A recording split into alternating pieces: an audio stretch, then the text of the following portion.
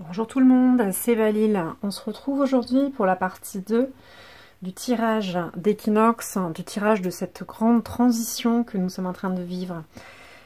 Je vous renverrai pour toutes les remarques sur les decks qui ont été choisis, leur nom, pourquoi ils ont été choisis, la partie où j'explique l'intégralité des positions du tirage, etc. dans la vidéo 1, ce sera plus simple. Aujourd'hui, je vais commencer par la position numéro 2. J'ai déjà tiré la première carte avec le Season of the Witch. Ça, c'est la partie sur Mabon de la saison de la sorcière. Donc la question était, quel est l'obstacle le plus facile à résoudre maintenant pour aller de l'avant, pour avoir la sensation de retrouver du mouvement? Je vous montre aussi rapidement. Voilà, le Seasons of the Witch, au cas où ça vous aide visuellement. Donc, on est parti. Je vais la retourner après, hein, mais je vous la montre déjà comme ça. Il s'agit de la molasse, ou des différentes molasses. Molasse ou mélasse, parce qu'en français, je crois qu'on dit plutôt mélasse que molasse. C'est une pâte de plante, en fait, ce sont des sucres. C'est une catégorie de sucres non raffinés, les mélasses. On en fait avec des tas de choses différentes, de la mélasse de grenade, de la mélasse de canne à sucre aussi. Hein. C'est intéressant d'avoir trouvé ça. Quand je l'ai vue ici, hein, je vous cache pas, je me dis waouh, elle est assez neutre, elle est assez épurée, parce que là je vois qu'il y avait des grandes plages de couleurs, avec pas forcément beaucoup de choses dedans. Il n'y a pas de personnage, ce qui n'est pas toujours le cas sur les jeux de cette série. Est-ce que ça... Attendez, excusez-moi, je vérifie quelque chose. Parce que parfois, moi je tire les cartes renversées pour une raison, c'est que comme je lis à la fois en lecture symbolique, donc lecture d'image intellectuelle, mais aussi en lecture médiumnique, parfois, en fait, le sens de la carte, visuellement, me donne une lecture qui vraiment n'est pas le sens de la carte de base. C'est pour ça que je les tire renversées. Mais là, je sais plus si j'ai vu quelque chose et j'ai oublié, je sais juste que le point blanc, forcément, il m'a beaucoup attiré l'œil. On a pas mal de reflets, j'espère que ça ira au niveau de la caméra. Donc les mélasses, on a cette petite phrase en dessous hein, qui nous permet d'expliquer des choses. Moi, visuellement, ça m'a déjà évoqué autre chose. Donc, je vais commencer par la petite phrase. To move forward, you must know where you are headed. Donc, pour aller de l'avant, il faut que tu saches où est-ce que tu vas. Ton point d'arrivée, ta direction. C'est intéressant, comme dit, c'est le tirage. Ça nous parle déjà de bouger de l'avant, ça nous parle déjà d'objectif et ça nous parle de mouvement, quoi. Qui était sur la position où précisément on cherche à retrouver du mouvement, on cherche à se remettre en contact avec la résolution, le fait de résoudre des choses. Et c'est une carte de mouvement qui tombe, donc je trouve ça super intéressant. Et ça nous donne en plus un conseil, ça nous dit, tu dois savoir où tu veux aller, où tu veux arriver. Donc il y a deux choses. Où tu veux aller, c'est une direction générale. Et du coup, moi, comme j'ai envie qu'on ait plein de pistes, je vais élargir, je vais donner les deux. Il y a à la fois où tu veux aller, quelle direction. Et je me dirige dans une certaine direction et je verrai si j'arrive à mon point voilà, désiré. Et il y a le fait de viser vraiment une destination très précise. Et donc ensuite, je peux avoir plusieurs directions pour y aller. Mais le point qui est important, c'est l'arrivée. Donc voilà ces deux approches que je vois dans le conseil de la carte comme ça visuellement. Et ça me permet de faire une première réponse assez facile. C'est le premier obstacle le plus facile pour aller de l'avant. Vu que j'ai imaginé voilà, qu'en ce moment on avait du mal à se sentir pas stagnant, pas ceci, pas cela, pas complètement paralysé. Et bien pour commencer, il faut qu'on se donne des objectifs. Il faut qu'on se donne des objectifs. Il faut qu'on sache, oui ou non, où est-ce qu'on veut aller. Donc il y a plusieurs choses peut-être. Il y a, comme dit, les plus floues et les plus précises. Un objectif très précis que je cherche à résoudre pour aller de l'avant. Ben, je sais pas, il faut que je me donne un... Là c'est compliqué parce qu'il faudrait 1000 exemples. Est-ce qu'en ce moment il y a un problème plutôt de société qui vous préoccupe ? Ou est-ce que c'est plutôt quelque chose aussi de personnel dans votre vie? Parce que j'ai bien dit que j'incluais le niveau personnel, parce qu'en ce moment, on a des choses pas très faciles à vivre, avec les proches, la famille, les relations. Et au niveau de ça, proche, famille, relations, je vais me diriger vers un truc plus flou. Par exemple, j'ai pas forcément un point d'arrivée où je sais que je veux arriver. Mais je sais qu'il y a des choses qui ne me conviennent pas dans ma vie. Et donc ça va être en fait mon moteur, ça va être le truc qui me dit dans quel sens je veux aller. Par exemple, Je ne veux pas de haine. Je veux moins de haine dans ma vie. Je veux moins je sais pas, d'émotions comme ça abrasives. Je veux moins d'intolérance. Je veux moins de choses comme ça. Qui était la carte Hate du tirage 1. Je vous emmène à voir le tirage 1. Je vous invite à voir le tirage 1. Et ben du coup, si dans mon entourage direct, je vois des personnes, je rencontre des personnes que je sens animées par ce genre de sentiments, eh ben on n'est pas aligné au niveau des valeurs en fait. Et à ce moment-là, si je sais que c'est pas ça vers quoi je veux aller, c'est pas le modèle de société, le modèle de communauté, de foyer, de famille que je cherche à défendre, eh ben je vais m'en éloigner. Alors, j'ai juste à identifier ça et ensuite je peux mettre en place une série de choses. Je peux me dire, je parle moins souvent.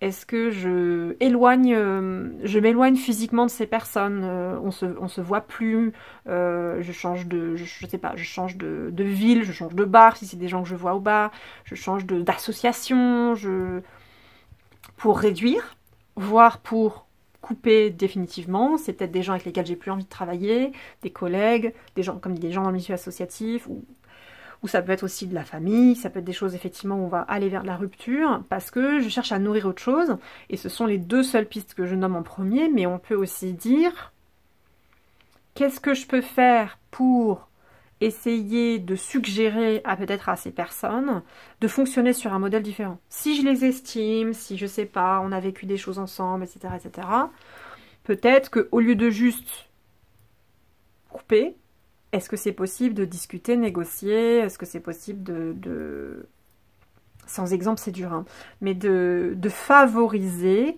de faire naître les valeurs, les émotions positives d'empathie, de compassion, de tolérance que je prône, auxquelles j'adhère sincèrement.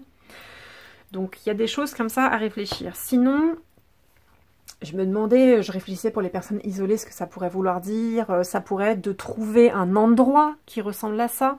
Et donc à ce moment-là, même si ça paraît éloigné comme objectif, par exemple de trouver, je sais pas, je vais donner tous les liens possibles. Je fais de la pub pour aucun lien social, c'est juste qu'il faut que je mentionne des choses, sinon ça va être trop abstrait. Donc par exemple, est-ce que je connais des choses sur Facebook, Instagram, Telegram, Discord, Bluesky, il y a sûrement encore des tonnes d'autres réseaux sociaux, il y a tous les trucs de Framapad, Framasoft, ce genre de choses, faits divers. Est-ce que je peux trouver un endroit où des personnes qui correspondent aux valeurs que je recherche se réunissent? Ça peut être ensuite, comme dit, en présentiel si c'est possible, mais pour les personnes qui ont peu de temps, peu de moyens, isolées, en situation de handicap, etc., est-ce qu'il y a un truc distanciel auquel je pourrais me joindre pour sortir de mon isolement social, pour, comme dit, me sentir aussi peut-être moins démunie et chercher à étendre ma vision du monde, etc. Et donc ça, ce serait un objectif, me dire, il faut que je trouve un groupe. Et donc ensuite, il y a plusieurs directions, plusieurs façons de procéder pour trouver ce groupe. Ça, c'est la solution. Vous voyez ce que j'essaye de donner? J'essaie de donner les structures, des exemples pour ces deux structures, ces deux façons d'apporter une réponse à ce mouvement, à cette recherche de mouvement, à cette recherche d'aller de l'avant. Obstacle le plus facile à résoudre pour aller de l'avant. Et donc j'ai imaginé deux types d'obstacles à résoudre, l'isolement ou la question de la haine, des choses comme ça, avec des moyens d'action différents. Je me répète un petit peu. Je vais peut-être jeter un coup d'œil dans le livret pour voir s'il y a des phrases qui peuvent nous porter vers l'avant. Et juste avant ça, je voulais revenir sur l'image en elle-même en fait et qu'est-ce qu'elle représente. Moi j'ai été très intriguée parce que c'est une carte qui parle d'aller de l'avant, etc. Et en dehors du fait que aller de l'avant est représenté par une fenêtre qui représente le lointain, le troisième plan, l'avenir, etc. C'est assez classique. C'est ce que je dis, j'étais assez intriguée qu'on ait personne sur la carte en fait. Donc effectivement, aller de l'avant, ça peut aussi être aller de l'avant pour soi-même. Mais dans une question, dans une période de transition comme celle-ci où je réfléchissais aux questions sociétales ou à la question d'être entourée, de ne pas être complètement isolée, ou au contraire de devoir s'isoler pour se ressourcer, là on a le rapport à solitude choisie.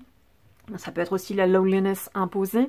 que je trouve visuellement dans la carte. Donc ça me parle, je trouve qu'il y a des échos avec la question 1 du début de tirage. Et ce qui est sorti en fait en termes de cartes d'émotion. Je trouvais aussi qu'il y avait beaucoup de choses mouvantes. Il y a la fumée ici du pain qui se... Enfin la vapeur, je devrais dire plutôt du pain qui visiblement doit sortir du four s'il a cette vapeur-là et qu'il est très chaud. Il y a un petit rappel avec la... Par contre là on a bien sûr de la fumée ou la... Oui c'est smoke, c'est fumée. La fumée qui sort d'une maison ou d'un bâtiment là en face, hein, qui fait quoi cette fumée-là. Ça me donnait l'impression d'avoir un courant d'air au début à cause de ce voile-là et de l'espèce de spirale au milieu. Et vraiment, ouais, j'avais une grosse sensation émotionnelle sur cette binarité, sur cette coupure, le dedans, le dehors. Le dedans, le dehors, je vais y arriver. Donc pour aller de l'avant, il faut savoir où vous souhaitez aller et donc avoir un regard un petit peu distant, un petit peu au loin.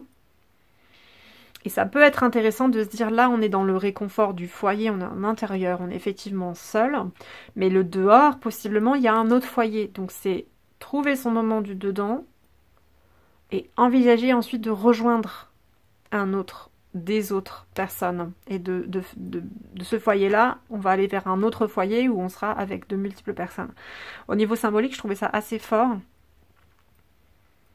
Il y avait aussi un côté un peu, forcément vu que c'est de la cuisine, il faut faire sa popote, et la popote c'est une expression qu'on emploie évidemment comme une métaphore.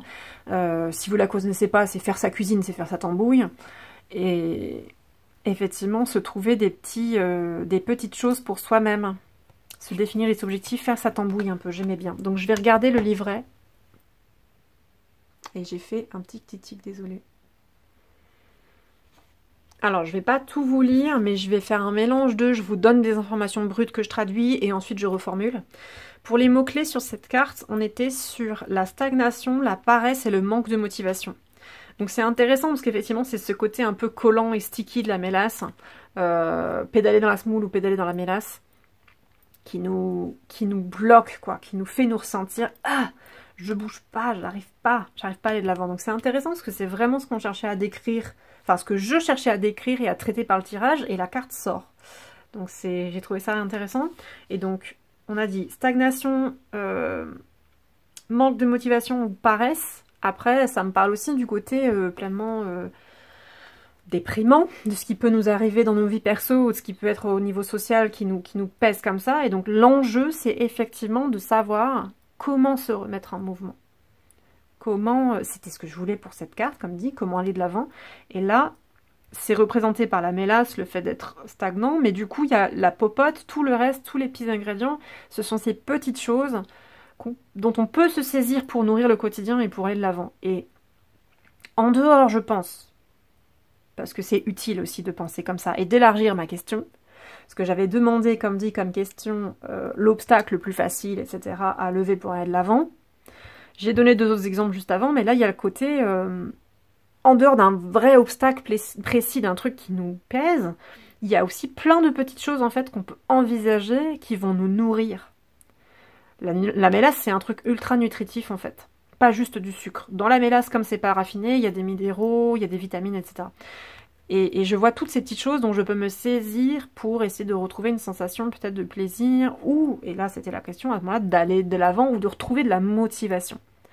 Cette carte me parle de la motivation, de la force. Donc, en dehors de savoir où je peux aller, de savoir exactement la ligne d'arrivée que je cherche à atteindre, et donc je vais déterminer après tous les obstacles que je vais, toutes les étapes que je vais mettre en place pour atteindre cet objectif, il y a aussi trouver de quoi me nourrir énergétiquement, physiquement, intellectuellement, émotionnellement, pour avoir assez de force, pour retrouver de la force que je vais pouvoir mettre en jeu, pour pouvoir bouger cette roue, pour pouvoir aller de l'avant. Ça, c'est assez perso, quand j'ai vu les mots de stagnation, de manque de motivation, ça me fait ressentir ça. Ensuite, derrière, ça parlait des périodes d'incertitude, pardon, effectivement, et ça m'a fait rire parce que c'est précisément ce que je cherchais à décrire avec les transitions, on n'aime pas ça, c'est flou, c'est désagréable, machin. Cette carte parle de ça. Et ça parlait de... C'est rigolo parce que j'avais insisté sur le motif de spirale ou de vaguelette là, et le mouvement du vent que je ressentais, mais ça parle du fait d'avoir un chemin pas clair, Or, quand on dit qu'un chemin est pas pratique à prendre, etc., on parle souvent de chemin sinueux. Et en fait, c'est tout à fait ce mouvement de sinus, là, de sinusoïde. Et il y a aussi le truc qui serpente autour de la colline, donc c'est assez intéressant. Il y a une idée que je trouvais intéressante qui est, parfois, on se frustre parce que malgré le fait qu'on fait des efforts, on agit, on n'avance pas. Donc ça, c'est aussi quelque chose à prendre en compte. Parce que peut-être qu'on est déjà en train de se mettre en mouvement pour certaines d'entre nous ici, et qu'on a déjà fait des choses pour pas être stagnant, mais qu'en fait on n'avance quand même pas. Si vous êtes dans ce cas-là, je vous invite à relativiser et à vous dire qu'en fait vous êtes quand même en train d'essayer de dépenser de l'énergie et que vous êtes quand même déterminé, même si vous n'obtenez pas le résultat, en fait vous êtes quand même en mouvement, vous êtes quand même en action. Donc là, il va falloir, si vous cherchez à obtenir des trucs et que vous n'y arrivez pas, il faut trouver d'autres façons. Il faut être dans la souplesse, il faut essayer de pivot, comme disent les Anglais, de changer d'angle, de changer de stratégie. Mais au moins, si c'est le cas, en fait, vous n'êtes pas aussi stagnant que ce que vous pensez, stagnant que ce que vous pensez, parce que vous êtes en train d'activer la petite roue là. Vous êtes quand même dans un cycle où on essaye d'aller de l'avant. Moi, je le prends comme ça. Ça parle évidemment de la frustration. Ça parle de prendre une période, un moment, pour réfléchir, pour trouver en fait une forme de compréhension de ce qui est en train de se passer là et qui justement vous frustre, fait que vous êtes stagnant, etc. Ça peut être le moment de plus réfléchir, plus étudier, plus intellectualiser la chose. Parce que parfois on agit avec son instinct et on est dans le tas et on essaie de faire des trucs, mais on n'a pas la vision d'ensemble. Donc peut-être à ce moment-là, faites une petite pause et cherchez cette vision d'ensemble, cherchez la compréhension. Ensuite, par rapport à ma propre question, qui était l'obstacle le plus facile à résoudre, je mettrais une mise en garde parce que ça dit que peut-être on a fait des choix trop rapidement et que du coup on est en train de les regretter. Parce que ça c'est une espèce de développement de l'histoire de frustration. Donc je dirais l'obstacle le plus facile à résoudre là maintenant, à ce moment-là, attention à ne pas sauter sur le premier obstacle qui vient juste pour, parce que peut-être qu'on n'aura pas assez réfléchi, que soit on s'y prendra mal, soit en fait l'obstacle n'était pas si important que ça pour nous, et donc il nous donnera pas vraiment une sensation de satisfaction au bout du compte, et donc il va pas agir comme ce petit levier qui nous donne l'impression de retrouver notre pouvoir et d'avancer vers la bonne direction. Parce qu'en fait, c'est pas le bon obstacle. Sachant que parfois, il y a aussi, si on va trop vite, on va choisir les mauvais obstacles et en fait, on va regretter après parce que c'était pas ce qu'on voulait. Donc attention ici à la rapidité de nos actions ou à la rapidité des choix. Et c'est quand même intriguant pour moi, je dois vous avouer, je dis quel est l'obstacle le plus facile à résoudre pour aller de l'avant et je cherchais à gloser ça. Et cette carte qui est tirée nous indique plutôt une question de ralentir. Ralentis, prends le temps de réfléchir. Donc peut-être différer la question de l'identification des obstacles, acquérir cette forme de compréhension avant, ce serait une autre proposition sur cette question que j'avais posée, qui va vraiment dans un sens différent de ce que j'avais dressé avant, où je cherchais à donner des petites nuances pratico-pratiques. Une information par contre qui peut nous rassurer là-dessus, c'est que quand on prend le temps de ralentir, de se retirer dans l'intériorité du foyer, de vraiment stopper les choses, etc., même si on a l'impression de différer l'action et de retarder encore plus l'action qu'on cherche à mettre en place, on se dit punaise, je souhaite à sortir de ma stagnation, donc c'est contre-intuitif ce ralentissement. Ce ralentissement et cette réflexion qu'on est invité à faire pour voir le tableau d'ensemble, etc., peut nous permettre aussi de mieux identifier les opportunités qui vont se présenter, qui sont peut-être déjà là, peut-être pas encore là, mais qui vont arriver. Et ça, c'est important, parce que au lieu d'aller sur les choix rapides, etc., qui vont nous pousser à agir maintenant, pour sortir de notre mélasse, là, de ce truc stagnant, de notre marasme, c'est ça le mot que je cherchais, notre marasme, bah en fait, si j'ai pas perdu de l'énergie à faire ça, si je suis pas paumée dans une énergie de regret, de frustration, de honte, machin, dès que je vais pouvoir repérer l'opportunité qui cherche à se présenter là, je vais pouvoir sauter dessus. Mais pour repérer cette opportunité, il va me falloir 1. Avoir bien compris le tableau d'ensemble, 2. Identifier que c'est une opportunité, 3. Avoir l'énergie de la saisir. Donc si je prends le temps et que je ralentis et que je me ressource, c'est aussi accumuler du ressourcement, du nourrissement, des bonnes forces pour pouvoir m'investir ensuite dans la bonne chose. la chose qui va me faire sentir utile, la chose qui va me faire, en fait, aller de l'avant. Et c'est pas juste un sentiment d'être utile, parce que parfois, on se donne un sentiment d'être utile moralement, et c'est très performatif, et c'est très égoïste et égocentré, dans des trucs totalement vains. Là, je voulais dire se sentir utile, mais être effectivement utile dans la cause ou dans le truc dans lequel on voulait s'engager.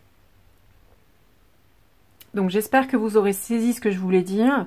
Bon, là, la seule expression qui me vient, c'est reculer pour mieux sauter. Je sais pas si c'est la plus appropriée ici. Si vous voyez une meilleure expression, bah, indiquez-la moi dans le chat, ce sera, enfin dans le chat, dans les commentaires, ce sera avec plaisir. Je vois ça quand même comme un encouragement. Il y avait vraiment deux directions. Il y avait la possibilité de se dire, je cherche vraiment à aller de l'avant, et donc j'identifie des directions.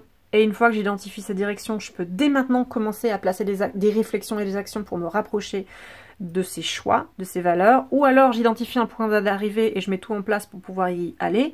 Et donc même si je ne vais pas me retrouver au point d'arrivée tout de suite, j'avais donné l'exemple d'un groupe associatif ou quoi, ou d'un groupe de personnes avec les mêmes valeurs, bah, les actions que je vais faire pour l'atteindre, c'est quand même des actions qui me permettent d'y arriver.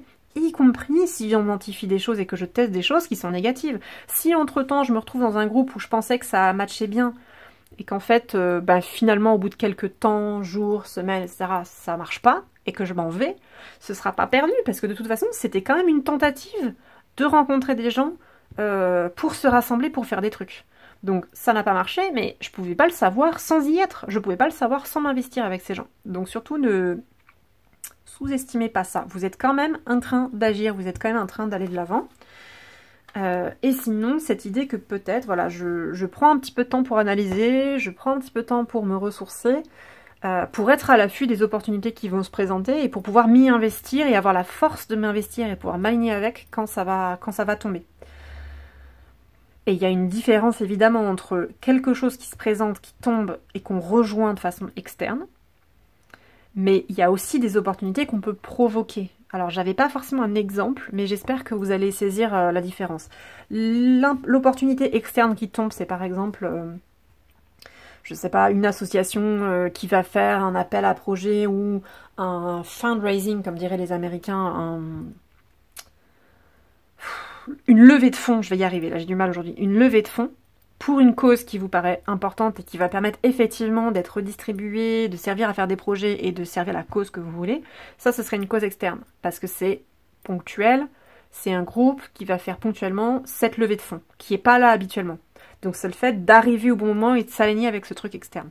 Mais parfois on peut aussi créer soi-même les opportunités, et pas attendre qu'elle tombe du ciel, vous voyez ce que je veux dire, c'est pas, je voudrais pas vous inviter à être complètement passif et à attendre un truc qui vienne du ciel, c'est ça. C'est juste que, comme c'est très générique et que là je suis en train d'improviser le truc, en semi-direct, j'ai pas toujours un exemple qui me tombe dessus pour, enfin que j'arrive à aller chercher justement pour illustrer. Donc il faut trouver cet équilibre entre ces différentes dynamiques. Parfois ça va venir de l'extérieur, parfois c'est à nous de trouver la bonne opportunité, de la créer ou de la provoquer. Mais en attendant, ça se fait avec un esprit clair. Donc le repos ou cette espèce de truc un peu suspendu où on garde ses forces et où on réfléchit pour aller vers une meilleure opportunité. Et on avait dit pour pas se jeter dans la gueule du loup, pour pas se jeter dans des trucs un peu vains trop rapidement, etc. Voilà, écoutez, je vais m'arrêter là. J'espère que j'ai réussi à être un minimum clair. Si vous avez des questions, mettez-les en commentaire. Je ferai du mieux que je peux pour y répondre si je comprends et si j'y arrive, si je dois reformuler. Et puis aussi, toutes les suggestions d'exemples, d'illustrations sont les bienvenues. Voilà, ça permettra d'avoir une deuxième vidéo quand même pas trop lourde par rapport à la première. Et comme ça, eh bien, écoutez, je pense que ce sera peut-être une vidéo par question, à moins que les questions suivantes soient plus courtes. Je vous remercie beaucoup, beaucoup de votre écoute. N'hésitez pas à répondre si vous n'avez pas de questions ou de choses à dire ou quoi. J'ai une petite succession pour vous parce que ça se fait pour essayer de stimuler notre engagement et notre échange personnel. Mettez dans les commentaires, je dis le chat tout le temps, mais dans les commentaires, un emoji qui correspond à ce que vous avez retiré du tirage. L'idée principale que vous avez retenue ou la chose qui vous a le plus parlé. Et bien évidemment, vu que l'emoji n'est pas forcément toujours explicite, puisque ça vous sera personnel, que ce sera votre compréhension du tirage avec votre sensibilité, une petite ligne de commentaires en dessous pour dire, voilà, pour moi c'était tel truc qui a fait un peu plus mouche par rapport au reste. Ce serait super intéressant de voir justement, en fonction de vos vécus, en fonction de vos parcours, qui me soient connus ou qui me soient inconnus d'ailleurs, quelles sont les choses qui ont marché dans le tirage. Ça me permet de voir son application plus ou moins directe sur vous. Voilà. Et bien je vous dis à la prochaine pour la suite du tirage.